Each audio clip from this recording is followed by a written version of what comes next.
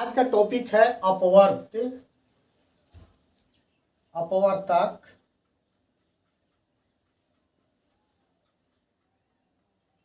अपवर्तक और समापवर्तक।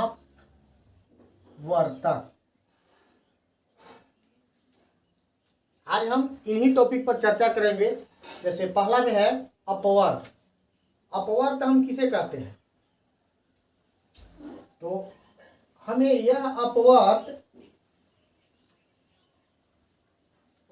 किसी संख्या का अपवर्त वे संख्या है जो उस संख्या को पूर्णतः विभाजित करता हो या विभाजित हो जाए। तो अपवर्त हम लिखेंगे अपवर्त। जैसे 2 का अपवर्त, 2 का अपवर्त कितना होगा? तो देखिए 2, 4, 6, 8, 10, यानी हम कह सकते हैं अपवर्त वैसी संख्या है जिसका कोई अंत न हो। यानी 2 को अपवर्त में हम लिखते, अपवर्त अगर लिखते हैं तो 2, 4, 6, 8, 10, 12 और भी होंगे, लेकिन इसका अंत नहीं होता है। और यह ऐसी संख्या होता है जिसे भाग देने पर पूरा पूरा कट भी जाता है। जैसे 4 का अपवर्त लिखना हो तो 4 का अपवर्त हम कैसे लिखेंगे? 4 को अपवर्त लिखने के लिए हमें 4, 8 जोड़ कर लिखते हैं। 4 जोड़ देंगे तो 12 हो जाएगा। अगला अपवर्त तो 16 हो जाएगा, 18 होगा, 20 और 24। यह स्थिति है कि यदि हम 4 को 4 में ऐड किए तो 8, 8 में 4 ऐड किए तो 12, 12 में किए 4 तो 16। यदि प्रश्न आपको कहीं मैथ में देता है कि 4 के 5 अपवर्त लिखे या 6 अपवर्त लिखें, तो आपको क्या करना है? अपवर्त लिखने के लिए उसे हम गुणा करके लिख देंगे। जैसे 2 का अपवर्त लिखने के लिए 2, 2 गुने 2, 2 गुने 3 और 2 गुने 4 और 2 गुने 5। अगर अपवर्त हमें एक लिमिट सीमा में लिखने के लिए बोला जाता है, जैसे 2 का 4 अपवर्त लिखें या 2 के 6 अपवर्त लिखें, तो हम उसे क्या करेंगे? 4 अपवर्त कहेगा तो 1, 2, 3, 4, उसको 4 बार बारी बारी से हम गुना करके लिख देते हैं। और अपवर्त अगर बोला जाए कि 2 का अपवर्त कितना होता है, तो 2 का अपवर्त जो होता है ना वह अनंत होता है। या किसी भी संख्या का अपवर्त जो होता है वह अनंत होता है, उसका कोई अंत नहीं होता है। हम यह भी कह सकते हैं। यहाँ पे आपको बताया गया है कि 5 का 6 ही अपवर्त लिखना है, तो हम कैसे लिख सकते हैं? 5 को हम या तो हम गुणज करके लिख सकते हैं या ऐड करके, ऐसे भी लिख सकते हैं। 5, 10, 15, 5 का अपवर्त 5, 10, 15, 20, 25, 5 जोड़ कर लिखेंगे 30। तो देखिए 5 होना चाहिए। 5, 1, 2, 3, 4, 5, 5 ही बोला था, इसलिए 5 को यदि हम 5 से गुना करेंगे भी तो 25 हो जाए। यानी 5 एकम 5, 5 दूनी 10, 5 तिये 15, 5 चौके 20, 5 है 25। यह 5 के 5 अपवर्त हुए। यहां हम लिख सकते हैं अपवर्त के किसी भी संख्या का अपवर्त का कोई अंत नहीं होता। यानी किसी भी संख्या का कोई अंत नहीं होता, यानी यह अनंत है, अनंत है। क्या? अब हम चलते हैं दूसरा में अपवर्तक है किसी भी संख्या। जैसे उदाहरण के लिए हम लिख सकते हैं, उदाहरण में हम लिख सकते हैं 2 का अपवर्त, 2 का अपवर्त 2 4 6 8 10 अनंत, उसका कोई अंत नहीं है। ठीक है। और यदि आप प्रश्न पूछा जाए उदाहरण में दूसरा तरह से कि 2 का 5 अपवर्त लिखें, अपवर्त लिखें, तो अपवर्त लिखने के लिए हम क्या करेंगे, 5 बार या तो 2 गुने 1 2, 2 गुने 2 4 और 2 गुने 3 6, 2 गुने 4 8, 2 गुने 5 10। इस प्रकार लिमिटेड है। लिमिट में अगर लिखना हो अपवर्त तो हम इस तरह से लिखेंगे। 2 का अपवर्त, सबसे छोटी अपवर्त अगर पूछे, इसमें प्रश्न करें कि सबसे छोटी अपवर्त क्या है, तो देखिए किसी भी संख्या का छोटी अपवर्त स्वयं होता है और बड़ा अपवर्त किसी भी संख्या का, छोटी संख्या, छोटी अपवर्त सॉरी, अगर बड़ा अपवर्त हो तो कहेंगे बड़ा अपवर्त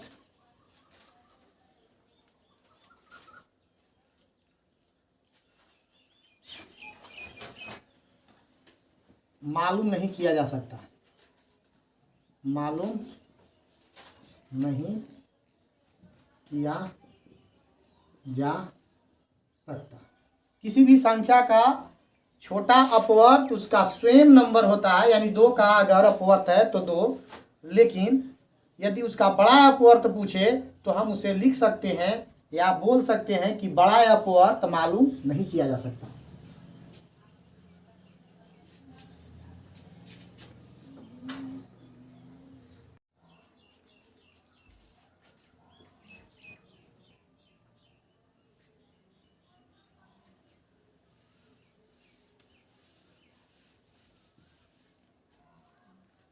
दूसरा में है अपवर्तक। अपवर्तक, अपवर्तक क्या है, तो किसी भी संख्या का, किसी भी संख्या का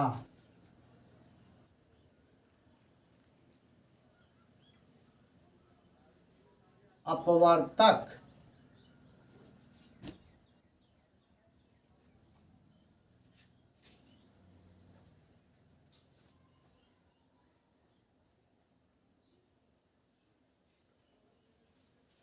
किसी भी संख्या का अपवर्तक वह है जो पूरा पूरा भाग लग सके। कहें तो किसी भी संख्या का अपवर्तक जो होता है उसमें पूरा पूरा कट जाता है। जैसे यदि आपको 12 का अपवर्तक लिखने के लिए बोला जाए कि 12 का अपवर्तक लिखें, प्रश्न है कि 12 का अपवर्तक लिखें। 12 को अपवर्तक लिखना है तो हम यह देखेंगे कि 12 जो है कौन कौन से पहाड़े या कौन कौन से ऐसे अंक हैं जिससे हमें गुना करने पर प्राप्त होता है। तो पहला, यदि 1 को गुना 12 से किया जाए तो 12 प्राप्त हो जाता है। दूसरा में यदि हम 2 को अगर 6 से भी गुना करते हैं तो 12 प्राप्त हो जाता है। 3 को यदि हम 4 से गुना करते हैं तो भी हमें 12 प्राप्त होता है। तो इस तरह से, और संख्या 4 चौक 16 बढ़ जा रहा है, देखिए 12 से। तो इस स्थिति में हम लिख सकते हैं कि 12 का अपवर्तक, 12 का अपवर्तक, 12 का अपवर्तक कौन कौन सी संख्या है, तो 1 है। दूसरा क्या है, तो 2 है। तीसरा 3, चौथा में देखिए 4, पांचवा में 6, छठा 12। तो 12 का अपवर्तक कितने हैं, अगर पूछेगा प्रश्न, अगर प्रश्न पर है कि अपवर्तक की संख्या क्या है, अपवर्तक की संख्या क्या है? तो आप इसका जवाब में दे सकते हैं। इसको गिन लीजिए 1 2 3 4 5 6, यानी हम लिख सकते हैं कि अपवर्तकों की संख्या जो है यहाँ 6 है ना, है 6। दूसरा में आपको पूछा जाएगा कि 12 के सबसे छोटा अपवर्तक क्या है? अपवर्तक क्या है? तो इसका जवाब होगा, इसका जवाब दे सकते हैं, उत्तर, इसका उत्तर क्या होगा? तो इसका हम उत्तर लिख सकते हैं कि सबसे छोटी देखा जाए तो इसमें क्या है? सबसे छोटी इसमें 1 है। 12 का अपवर्तक में सबसे छोटा जो है अपवर्तक क्या है? 1 है। तो इसका जवाब होगा 1। अब हम चलते हैं कि 12 के सबसे बड़ा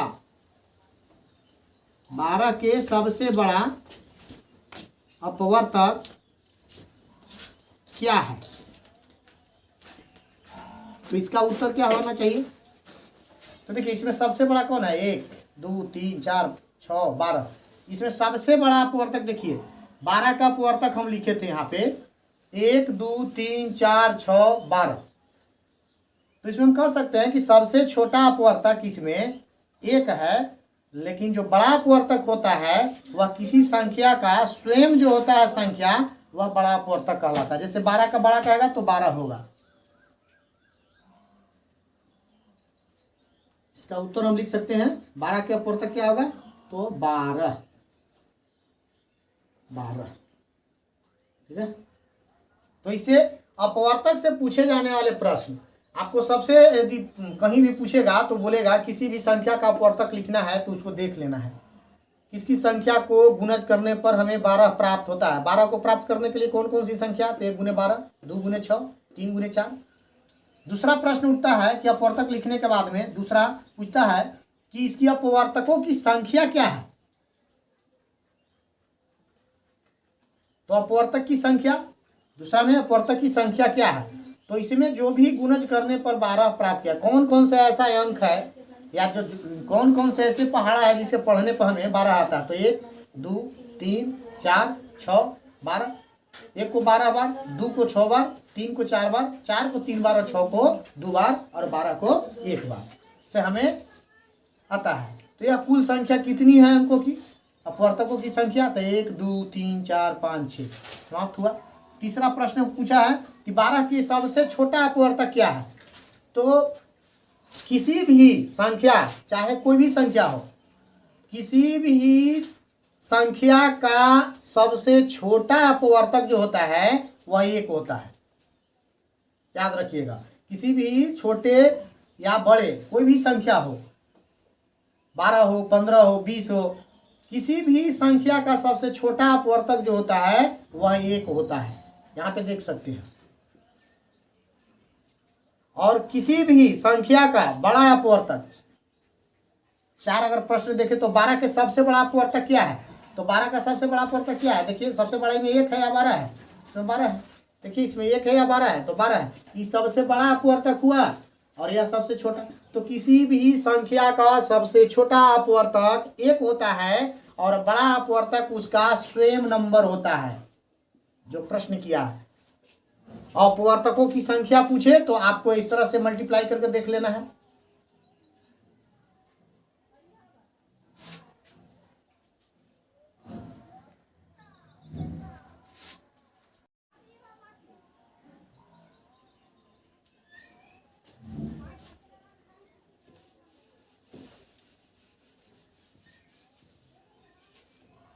तीसरा प्रश्न है समापवर्तक। समापवर्तक, तो समावर्तक हम दो से अधिक संख्या रहने पर प्राप्त किया जाता है। जैसे दो संख्या, समापवर्तक कहता है कि समजोड़ अपवर्तक, समजोड़ अपवर्तक, समजोड़ अपवर्तक को ही हम क्या कहते हैं, समापवर्तक कहते हैं, समापवर्तक। तो इससे पता चल जा रहा है अपवर्तक सम माने बराबर। तो दो ऐसे संख्या, जैसे मान लिया जाए कि प्रश्न रहे, क्वेश्चन आपका रहेगा कि 12 और 16 का समापवर्तक लिखें।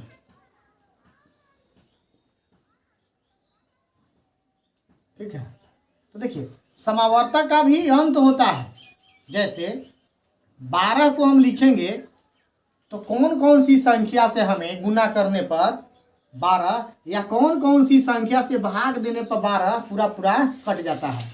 तो हम इस तरह से लिख सकते हैं 1 गुना 12, 2 गुना 6, 3 गुना 4, 12। और कोई संख्या है तो इसी को उल्टा क्रम में देखा जाए तो 1 गुने 12, 2 गुने 6, 3 गुने 4, अगर 4 तिहाई 12, 6 दूनी 12 और 12 एकम 12। इस प्रकार 12 का जो है अपवर्त अभी लिखे हम, 12 का अपवर्तक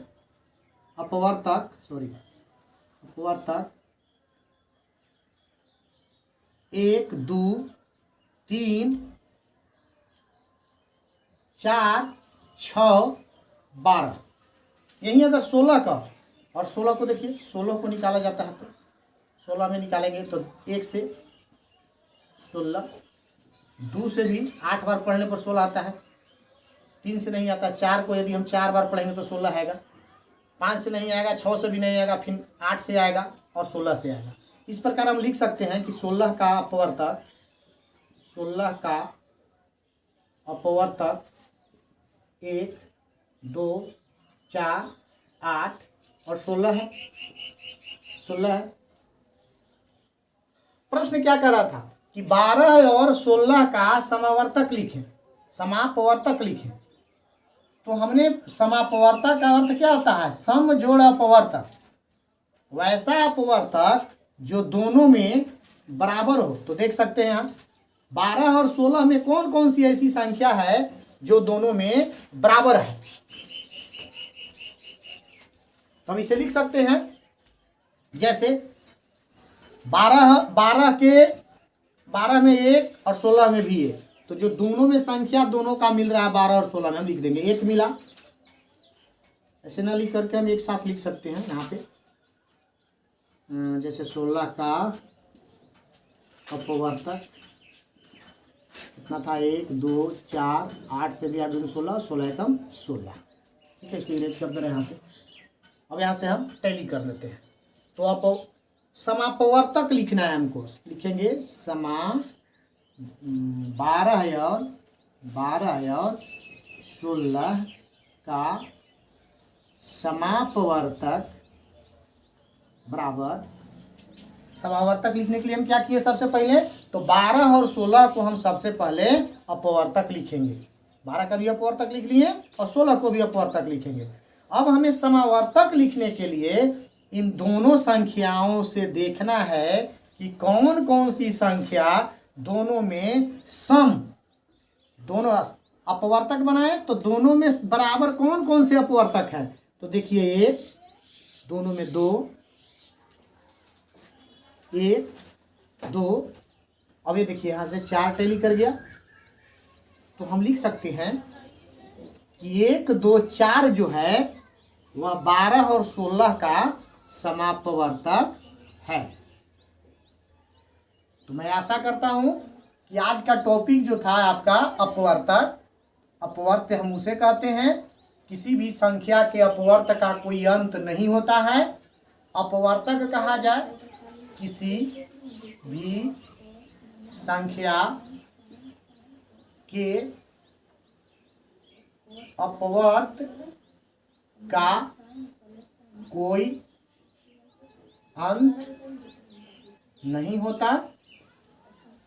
दूसरा में था अपवर्तक, तो किसी भी संख्या, किसी भी संख्या के अपवर्तक का